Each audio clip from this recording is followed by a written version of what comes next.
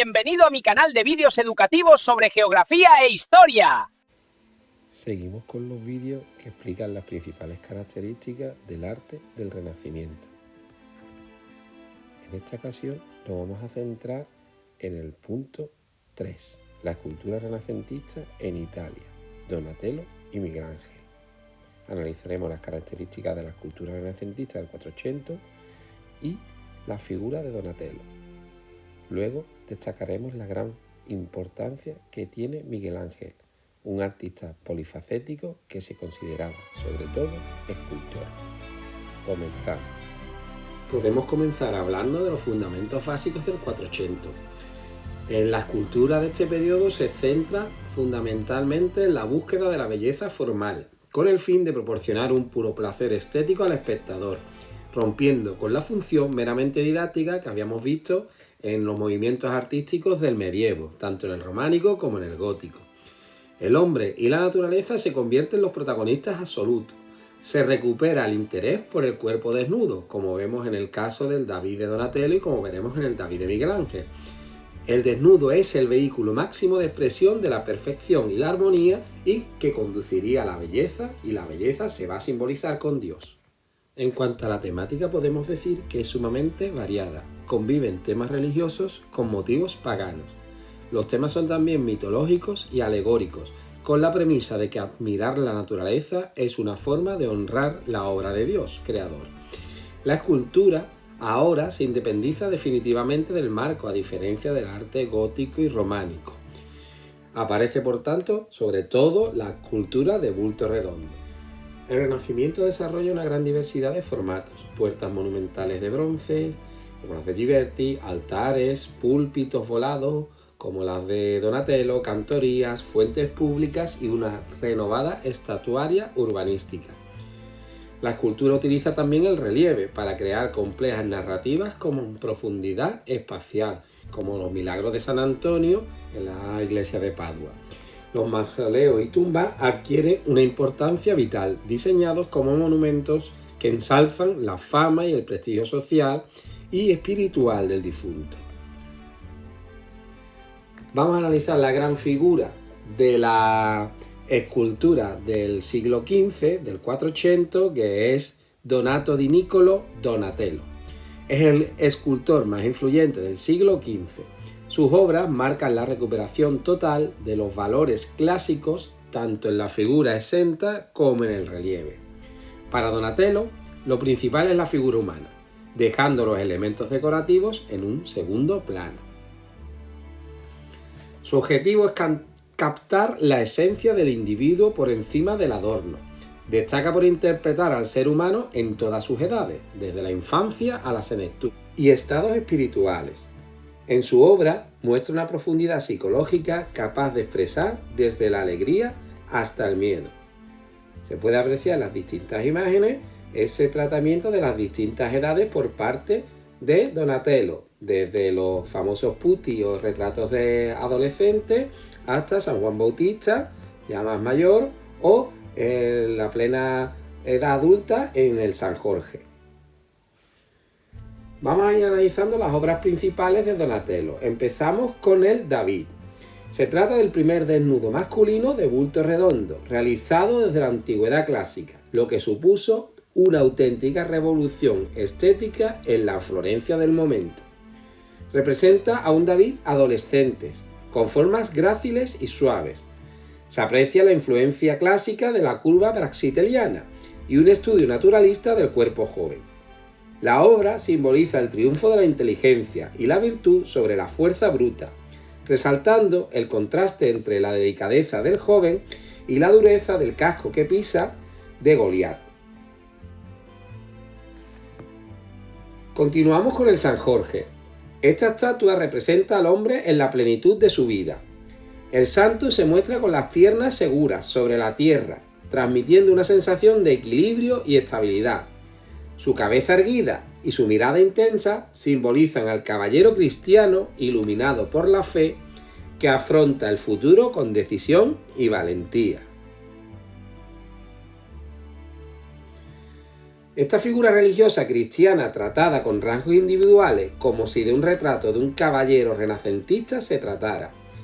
La vestimenta, en este caso romana, y el pelo rizado le dan un aire clásico y a la vez a los elementos romanos se le da un carácter cristiano, vinculando a la Santa Iglesia católica y romana.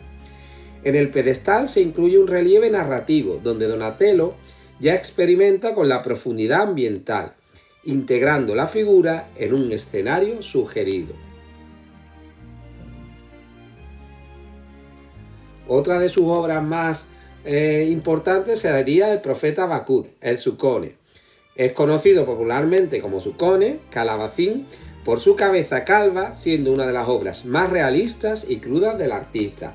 Se ve perfectamente la evolución del clasicismo hacia unas representaciones más realistas. La figura está cargada de una humanidad que mueve a la compasión, alejándose de la belleza ideal para centrarse en la expresión de una fe austera y sufrida. Donatello utiliza las pesadas telas de la túnica para dar volumen y peso a la escultura, reforzando así la presencia física y moral del profeta. Al profeta, Donatello lo representó con una extrema delgadez. La figura está cargada de una humanidad que mueve a la compasión, alejándose de la belleza ideal para centrarse en la expresión de una fe austera y sufrida. Se le aprecian los brazos desnudos con una excelente anatomía. Otra de las grandes obras de Donatello sería el Sepulcro Brancacci. En este caso, Donatello diseña un modelo de tumba adosada al muro con un arco de triunfo romano, como se puede apreciar en la imagen. El sarcófago es sostenido por las figuras de las virtudes. Es de mármol, parcialmente dorada y policromada, con una altura de 11,60 metros y una profundidad de 4,60 metros. Por encima se puede apreciar un zócalo que sostiene dos columnas que sobre sus capiteles forman un arco decorado en el trasdós por dos tondos o medallones y unas dobles pilastras acanaladas. En lo alto se encuentra la cúspide de un claro estilo gotizante. En el centro hay un medallón con la figura del Redentor y querubines en ambos lados en acción de tocar unas trompetas con clara alusión al despertar de los muertos. Analizamos ahora el púlpito, estos púlpitos famosos de Donatello por esa característica de parecer volados.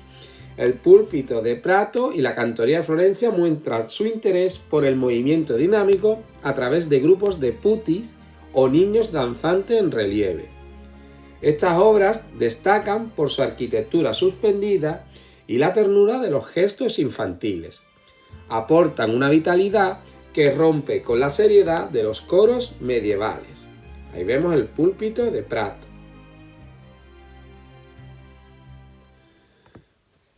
Analizamos ahora el relieve que realiza en la iglesia de San Antonio de Padua. Donatello revoluciona el espacio sagrado al sustituir el tradicional retablo de madera por un complejo conjunto de bronce que integra arquitectura y estatuaria. Este altar se convierte en el foco visual de la basílica, donde las figuras parecen dialogar con el fiel en un espacio racional y moderno. Es una de sus obras más complejas técnicamente, por lo tanto demuestra aquí su gran dominio absoluto de la fundición en bronce a gran escala.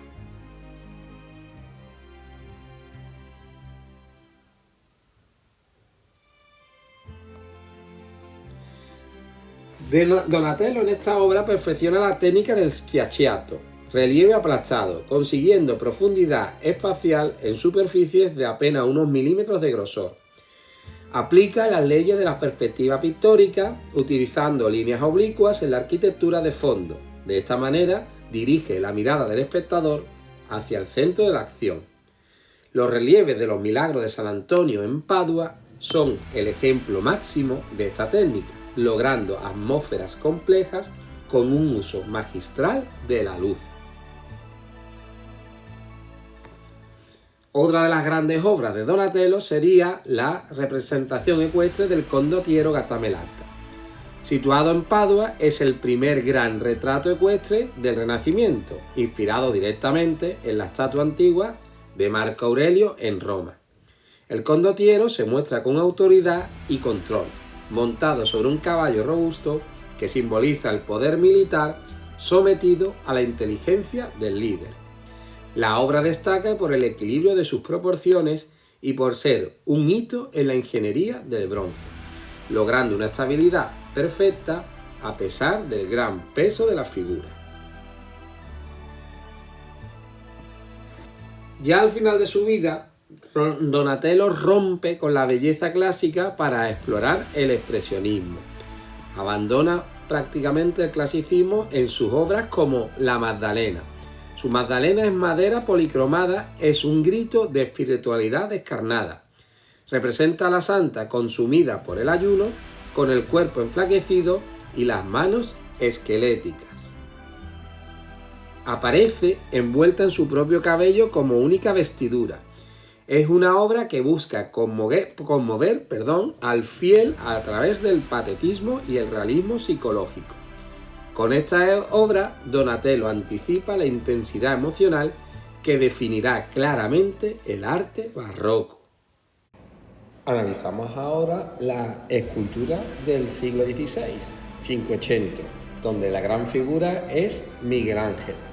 Miguel Ángel Buonarroti representa la cumbre de la escultura occidental. Para él, la escultura consistía en quitar lo que sobra al bloque de mármol para liberar la figura oculta. Su técnica virtuosa le permitía trabajar el material con una rapidez y precisión asombrosas. Miguel Ángel lograba en su obra dar texturas que imitan la suavidad de la piel o la dureza del músculo. Su filosofía neoplatónica influyó en su visión del arte como una lucha del espíritu por escapar de la materia pesada de la tierra. Su técnica virtuosa le permitía trabajar el material con una rapidez y precisión asombrosas, como hemos dicho anteriormente. Otra de las características serían que sus obras desprenden la terribilidad, una fuerza contenida y un dramatismo en el gesto que transmite una energía espiritual y física sobrecogedora. En su obra crea un mundo de gigantes con anatomías poderosas, clara influencia del Laoconte clásico, donde los músculos en tensión parecen vibrar bajo la superficie del mármol. Su estilo evoluciona desde la calma juvenil hacia composiciones contorsionadas y músculos hinchados que reflejan la angustia y el conflicto interno del artista. Muchas de sus obras quedaron inacabadas, non finito, a veces por razones externas, pero a menudo por una decisión deliberada del artista ante una insatisfacción espiritual. El contraste entre las partes pulidas y las rugosas crea una tensión visual que enfatiza la lucha de la figura por nacer del bloque de piedra. Esta técnica dota a las obras de una modernidad única, sugiriendo que la idea del artista es superior al acabado material perfecto.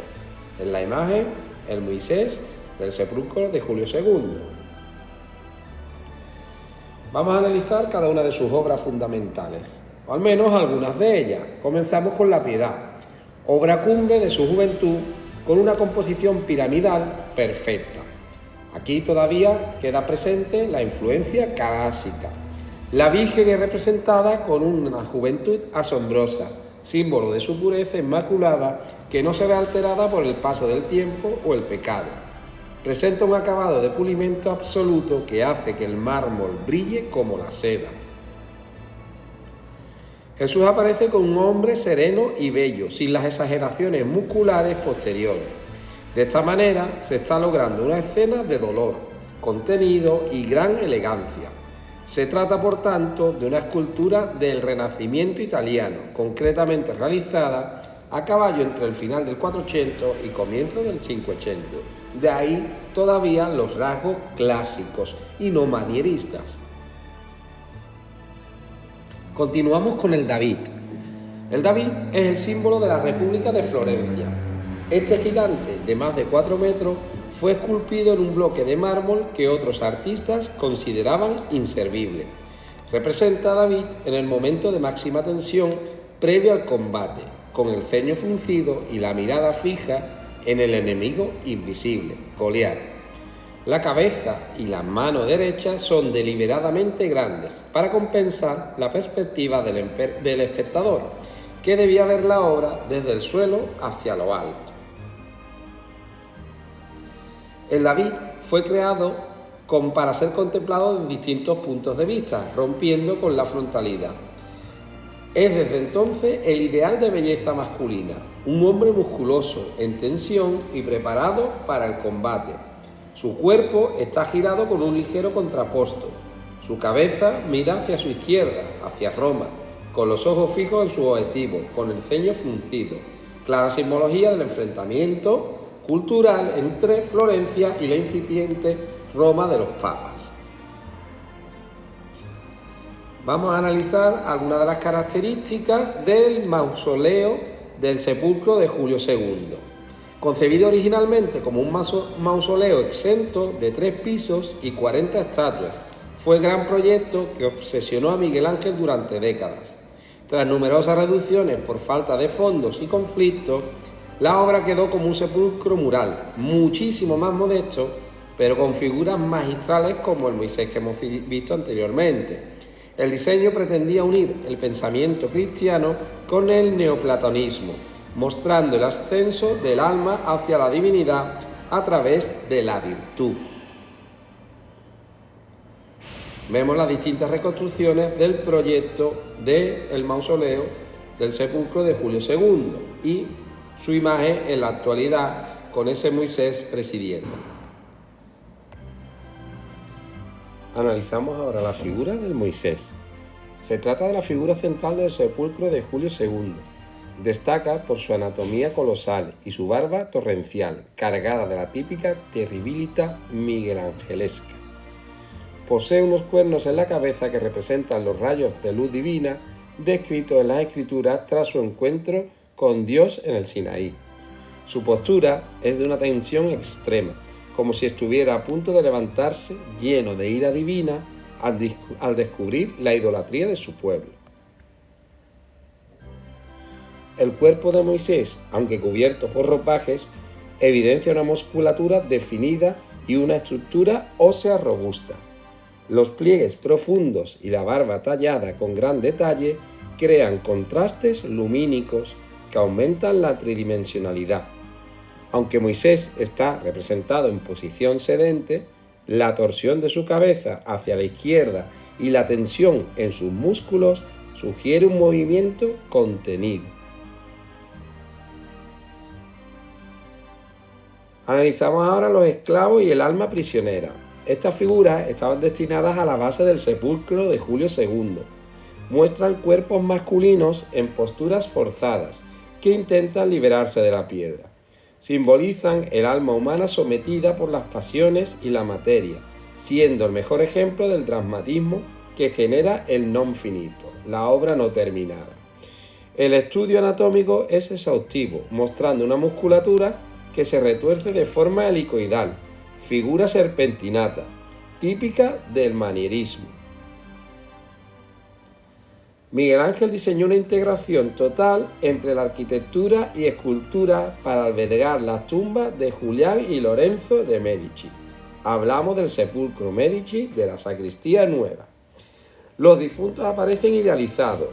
Julián, como general romano, simboliza la vida activa. Lorenzo, en la actitud pensativa, representa la vida contemplativa. Imagen superior e imagen inferior, respectivamente. El espacio está diseñado para generar una atmósfera de reflexión espiritual donde las líneas de piedra gris resaltan sobre los muros blancos. Bajo el sepulcro de Julián se encuentra el día y la noche. El día es un joven de músculos hercúleos que expresa la plenitud y la fuerza de la luz. La noche es una mujer pletórica de fuerza que reposa acumulando las energías necesarias para el nuevo ciclo, acompañada de símbolos como el búho. Estas figuras desbordan el espacio de las urnas cinerarias, simbolizando el paso inexorable del tiempo, el cual consume la gloria humana.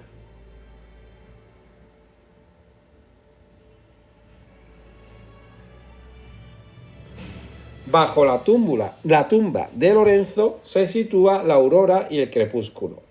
La aurora es una mujer que se despereza con un gesto de profunda tristeza y desgana. El crepúsculo es representado como un hombre anciano de carnes flácidas, simbolizando el final del ciclo y el cansancio de la existencia. Este conjunto escultórico refleja el pesimismo de Miguel Ángel ante la brevedad de la vida y el triunfo final de la muerte sobre la belleza.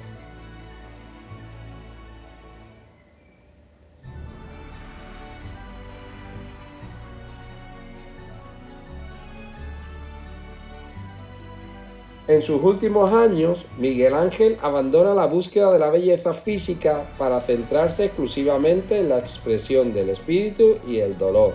Entramos en su época final manierista. En la Piedad de la Catedral de Florencia, que vemos a la derecha, se autorretrata en la figura de Nicodemo, quien sostiene el cuerpo de Cristo junto a la Virgen y la Magdalena. Contrasta con su Piedad inicial del Vaticano. Esta obra muestra una composición más vertical y dramática, donde las figuras parecen desplomarse bajo el peso del cadáver y la tristeza. Su última obra es otra piedad, la Piedad Rondanini, en la que trabajó hasta pocos días antes de morir. Quedó inacabada y muestra una desmaterialización casi total de las formas. Las figuras de la madre y el hijo se funden en un solo bloque vertical, eliminando los músculos poderosos en favor de una comunión espiritual pura. Representa el final de su camino artístico. La materia desaparece para dejar paso únicamente al sentimiento místico del alma ante la muerte.